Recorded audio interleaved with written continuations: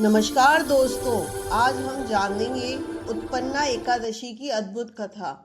वह दिन जब भगवान विष्णु की रक्षा स्वयं एक देवी ने की थी। यह कथा सिखाती है कि धर्म की रक्षा सदैव होती है, चाहे संकट कितना भी बड़ा क्यों ना हो। सतयुग में मुरासुर नाम का एक भयानक असुर था। वह इतना शक्तिशाली था कि देवता, गंधर्व, मानव कोई भी उसे जीत नहीं सकते थे। उसने इंद्रलोक तक पे कब्जा कर लिया। देवता भयभीत होकर भगवान विष्णु की शरण में पहुंचे। भगवान विष्णु ने देवताओं को आश्वासन दिया, चिंता मत करो, मैं स्वयं इस अधर्मी का अंत करूंगा।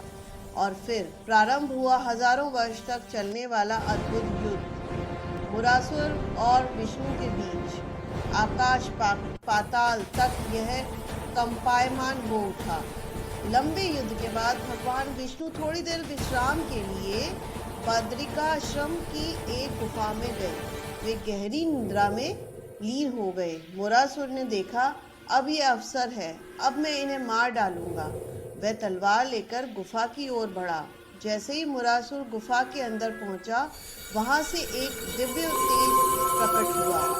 उस प्रकाश से एक सुंदर तेजस्वी देवी उत्पन्न हुई। वह इतनी चमकदार थी कि मुरासुर की आंखें चौंधिया गईं। उन्होंने कहा, हे दुष्ट, तू सोए हुए भगवान पर आक्रमण करेगा? और उन्होंने तुरंत अपने दिव्य शस्त्र से मुरासुर का वध कर दिया।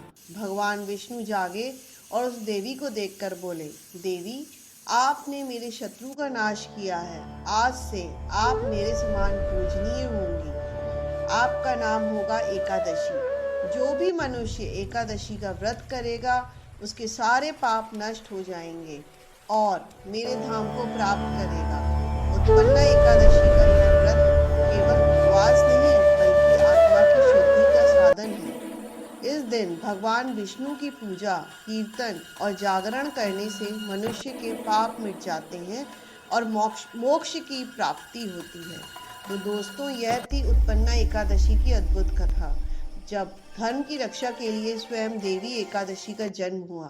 अगर आपको यह कथा अच्छी लगी हो तो जय श्री विष्णु लिखकर कमेंट करें और हमारे चैनल को सब्सक्राइब करना ना भूलें।